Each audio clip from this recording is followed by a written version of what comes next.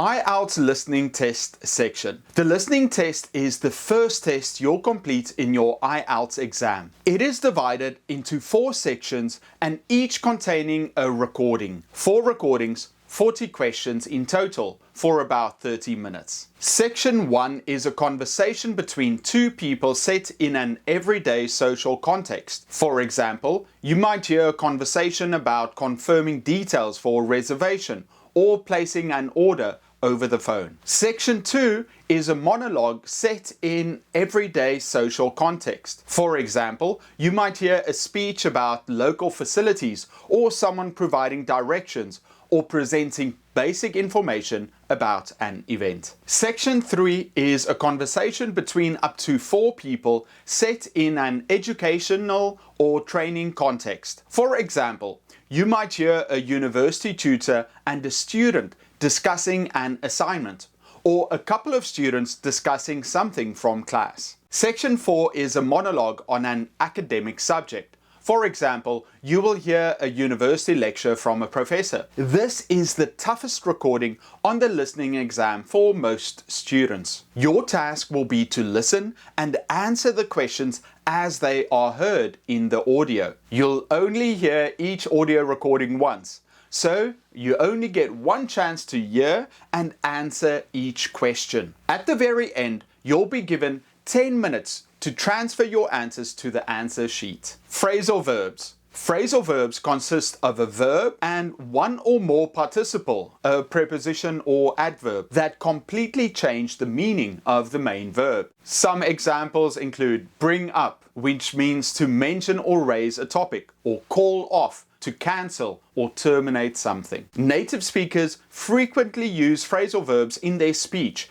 and being familiar with these expressions allows learners to understand and participate in conversations more effectively. I've created a book with 1,000 phrasal verbs that every English learner should know. I put it in the description below. Understand the phrasal verbs in context by examining example sentences. Observe how the phrasal verb changes the overall meaning of the sentence and identify any patterns in usage. For example, I turned up at the party and surprised everyone. Turn means one thing, but turned up means another. Engage in listening exercises that focus on phrasal verbs. Listen to dialogues or conversations where phrasal verbs are used and try to identify and understand them. Listening study schedule. Time management doesn't just apply to taking the test. It starts the moment you start studying for it. Maximize your listening growth in the least amount of time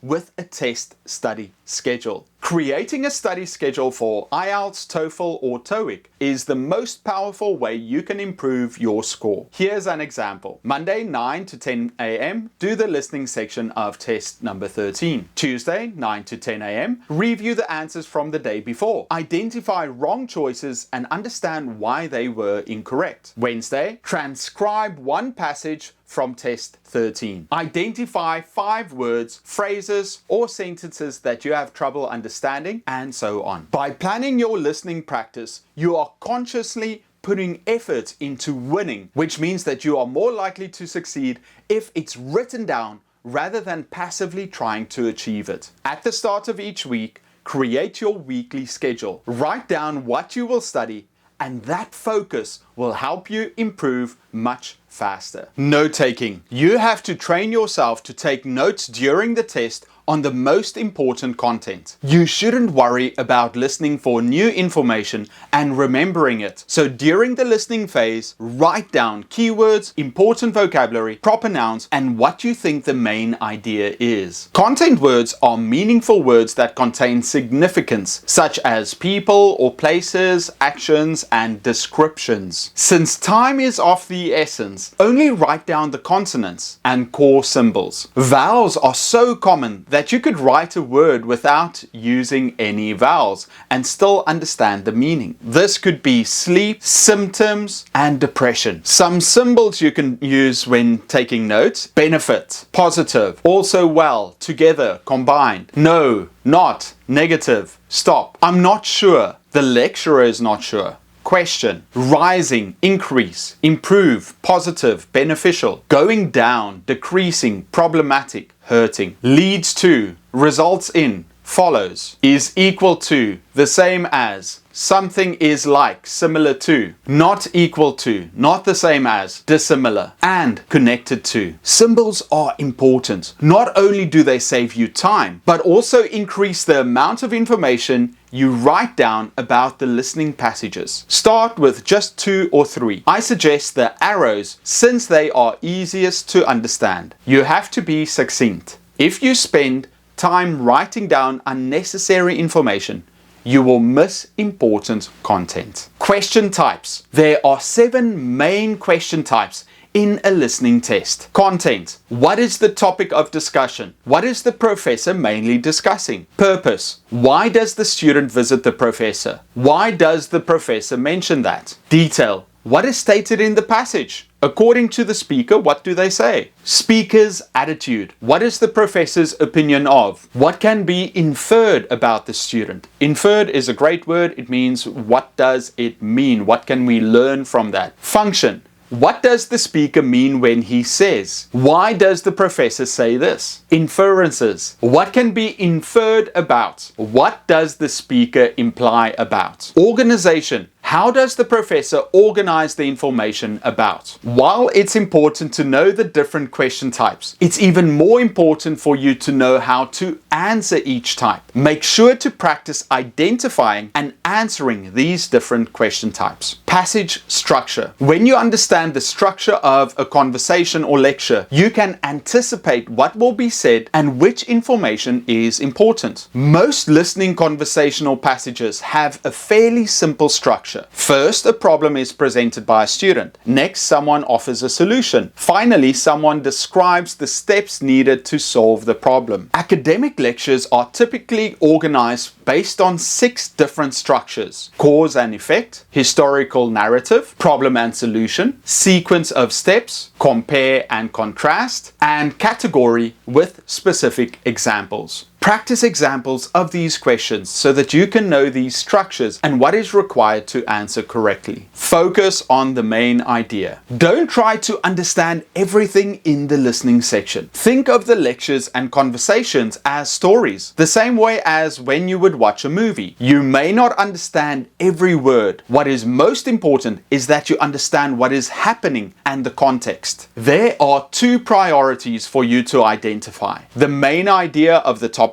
how the professor illustrates, expands on, or explains the main idea. What does the professor want me to know? And related ideas and relationships within a lecture. Reasons, because, since. Results, as a result, so, therefore, thus, consequently. Examples, for example, such as comparison, in contrast, than. An opposing idea, on the other hand, however. Another idea, furthermore, moreover, besides. A similar idea, similarly, likewise. Restatements of information, in other words, that is. Conclusions, in conclusion, in summary. Active listener. A definition of active listening is that it requires feedback from the listener. When you are having a conversation with someone, you naturally listen in an active manner because you need to respond. Most students listen to listening passages passively because they are taking notes on what they hear and trying to understand everything. Listen actively. Try to answer the following questions: who, what, when, where, why, how. To practice this, listen to a passage and then try to explain it as if you were explaining it to a 6-year-old. Here are some quick fire listening tips. Focus on the second speaker. In a conversation between 2 people,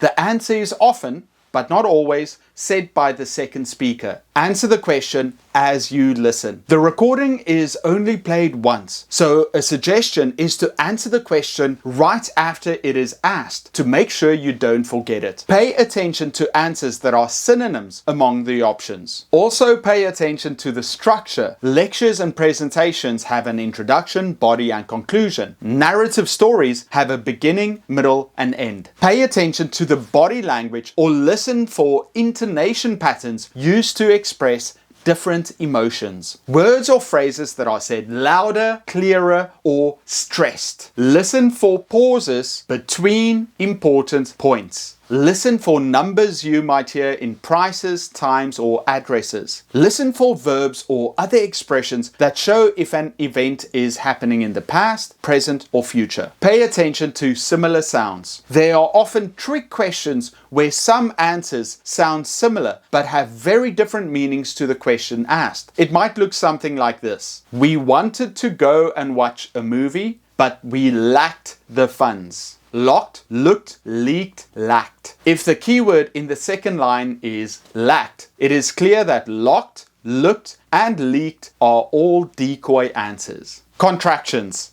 In the English language, contractions are the shortened form of a word. Cannot, can't, or a group of words. He is, he's, that omit certain letters or sounds. These missing letters are indicated with an apostrophe. Some of the most common ones in the English language include the following. He would, he'd, I have, I've, they are, there, cannot, can't. I put this PDF with a list of common contractions in the description below. Listen to different accents. Listening tests sometimes include accents besides the common American one. We should expose ourselves to different English accents. Unsurprisingly, the best tip is for you to listen to English regularly. Actively listen to news clips, songs, watch videos and movies, but also include different accents to become more familiar with them.